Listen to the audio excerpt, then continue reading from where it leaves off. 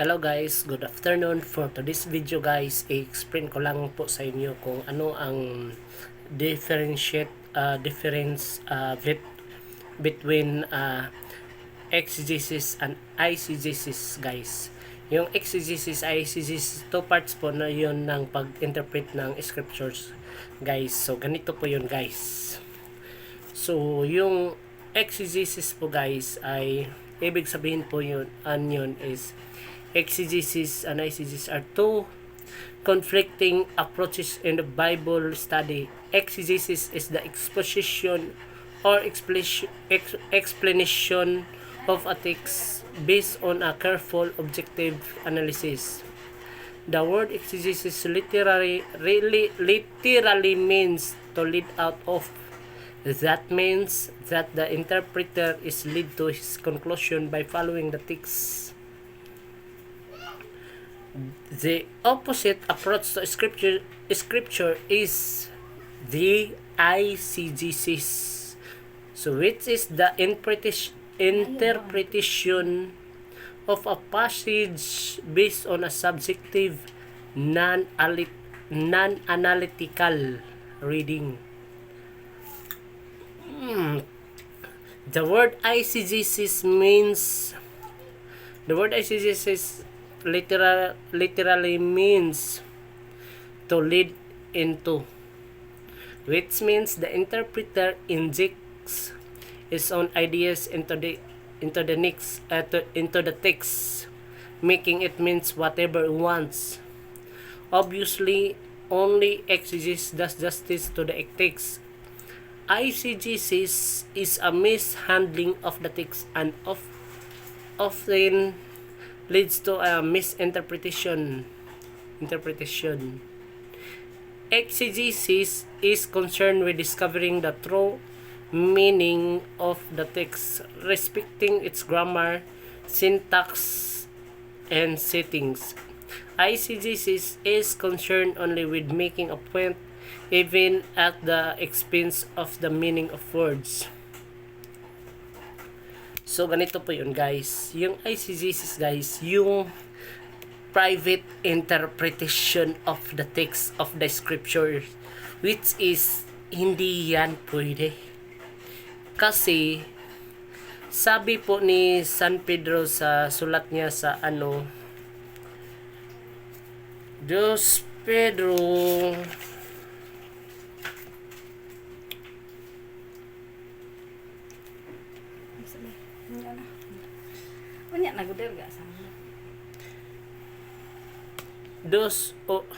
ikalawang Pedro chapter talata 1 verse 20 to 21. So susiho na to sa Bible guys. Kung pwede ba natin i-private interpretation po yung scripture. So tingnan natin.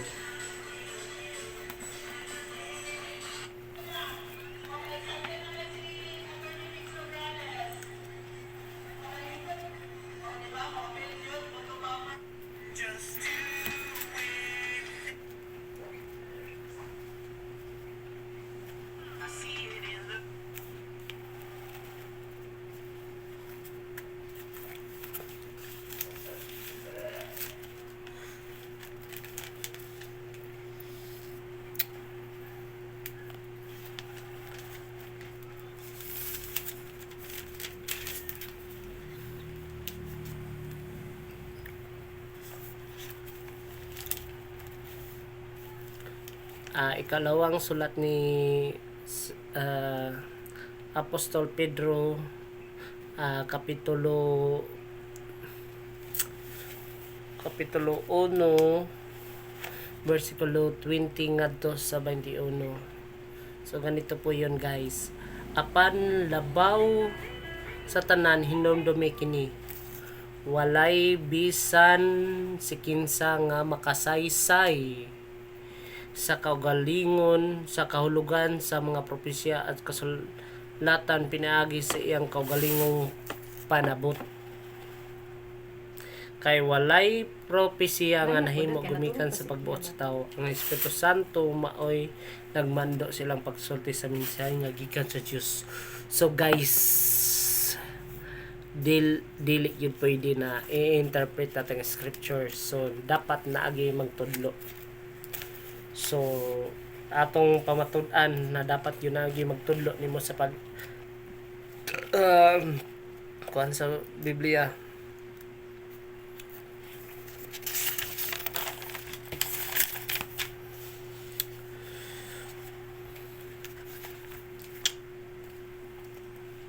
Hello guys, good afternoon. So, yung husband ko ay nagtatapik ng Bible samantalang ako ay magkakain lang ng mangga guys. Kain tayo mga guys. Kasi ano siya, sobrang relihiyoso po kasi niya guys eh.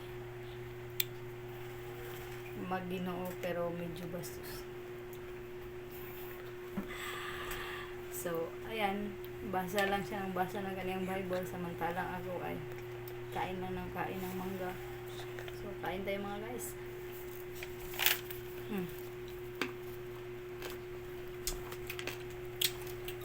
Hot ng mangga guys. Shoutout po So, ako sa isang guys, viewer dyan. Good afternoon po. Ang sarap ng mangga guys. Mangga, saan nga mangga? Diyan. Kabayo. Indian Mingo pala mga guys. At saka meron akong baligyang chili sauce mga guys. Ayan po mga guys. Napakasarap po nito guys. Yan. Nagkalayo sa kahalang. My God. Tambal ni sa mga alboranason. Pamalit na mo kung gipang alboranas mo. Pero baliktad ang tanan. Char. So kain na tayo mga guys. Ayan po. Ang sarap-sarap po ng Indian Mingo mga guys. So basahin natin sa mga gawa kapitulo 8 talata 8 at sa kasitas 30 ngadto sa 31 guys. So uyupin po natin yung ang mayong balita Biblia guys.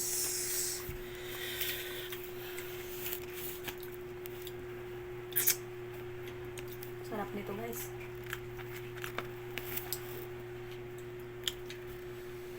Ayan. Ang daming chili sauce. Ayan po. Busa midagan si Filipe ngadto kaniya og nadunggan niya ang eunuko nga nagbasa sa basahon nga sinulat ni propeta Isayas. Unya nangutana kaniya si Filipe, nakasabot ka ba sa imong gibasa? Ang opisyal mitubag, unsaon nako pagkasabot niini kun walay mo tudlo kanako tiyamo na guys. Mag-ukay sa ako sa akong nilugaw guys. So mismo ang opisyal nakaingon, graduhan, opisyal gud ni siya syempre.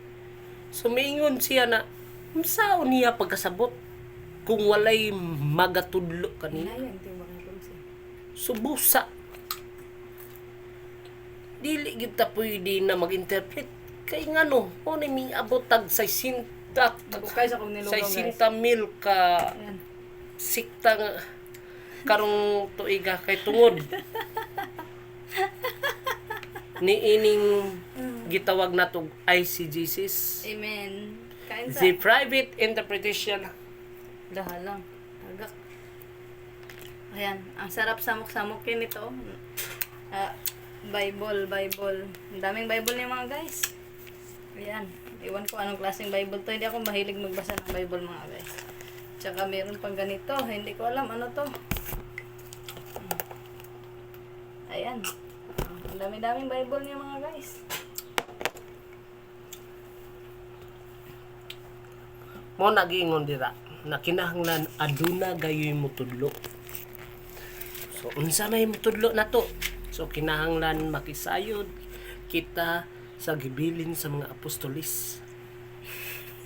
Gikan kaniadto hangtod karon. Asa mabasa? Sa unang Timoteo 3:15. Basahon natin. Mao ni ang ilang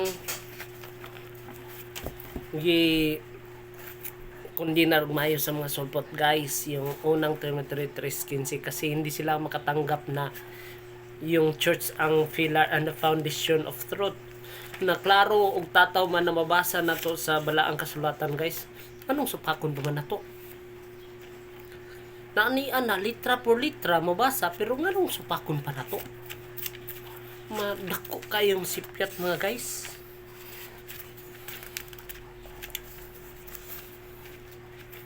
Mabasa na litra por litra pero mangita pag yung gawas nun o mangita pag yung mga alibay mo ni ang atong mga kigsuonan ng mga sulfot mga guys.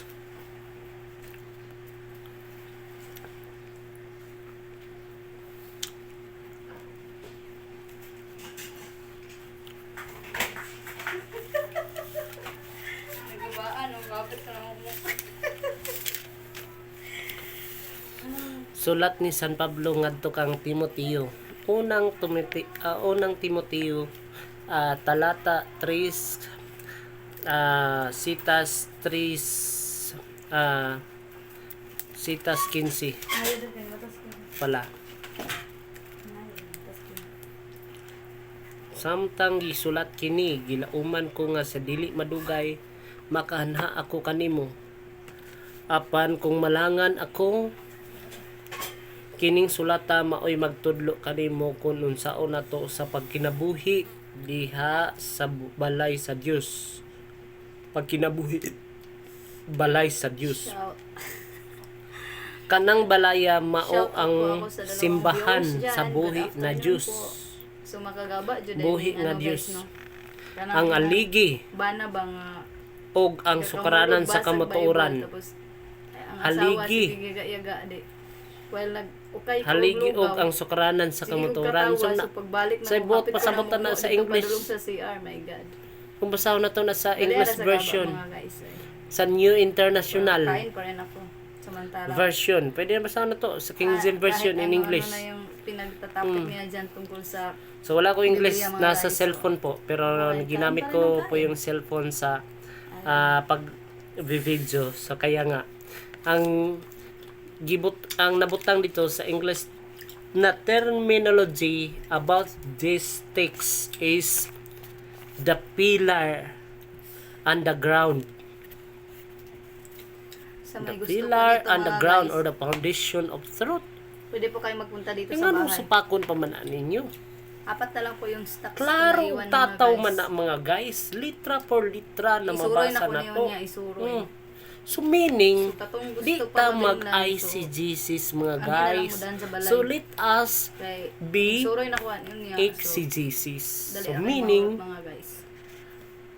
Pat lang so ako we must follow the church magisterium, ang panudlo sa simbahan. Kay mo may gingon diri, the pillar and the ground of the truth.